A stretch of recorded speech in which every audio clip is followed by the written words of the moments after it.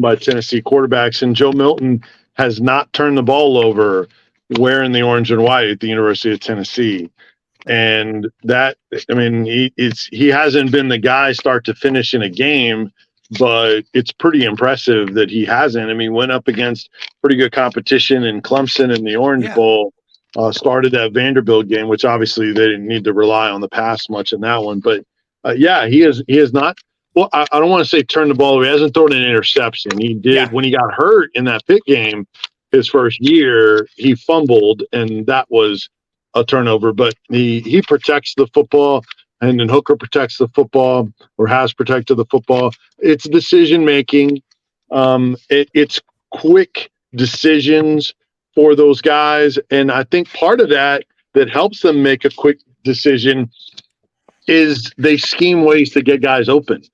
So you're not putting the ball in harm's way as much. Now, that also was a misconception of the whole draft process about Tennessee, that Hendon Hooker just has half-field reads. No, he doesn't.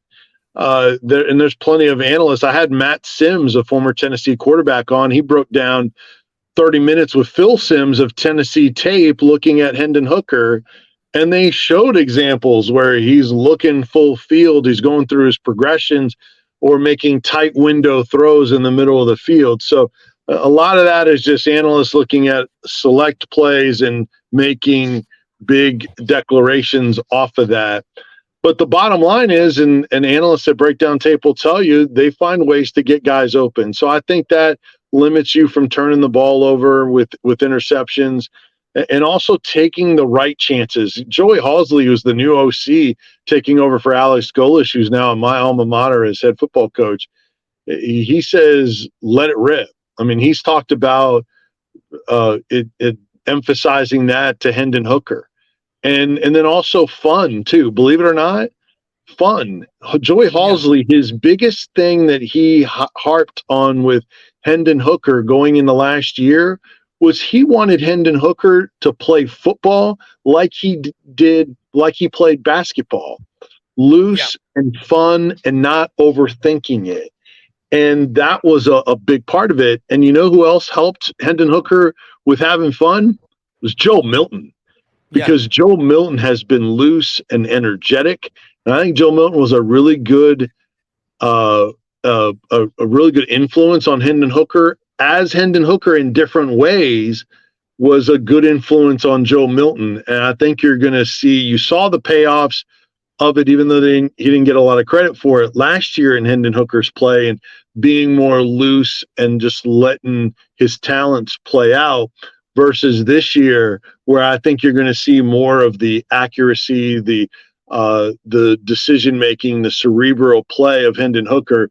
You're going to see that incorporated with that massive arm of Joe Milton. So I think it's understanding his guys that is part of what the beauty of Josh Heupel. And look, those guys have to have a want to as well, in not putting the ball in harm's way, or knowing when to cut it loose and making those tight window throws between defenders or over the right by the ear, zooming a throw by the ear hole of a linebacker or DB's helmet to make sure you get a throw in anticipation. But you can't do that every time, especially in the SEC. So those would be a few reasons why they don't turn the ball over. And also, one other quick thing is, they're not this run and shoot 80% throwing team that people think they are, like Mississippi State at times has been. They're a pretty balanced team, and there's some games where they run the ball more, and that helps you once you get into the action game, and where you can get more open receivers, because now you're keeping some balance and keeping teams from cheating in on you too much.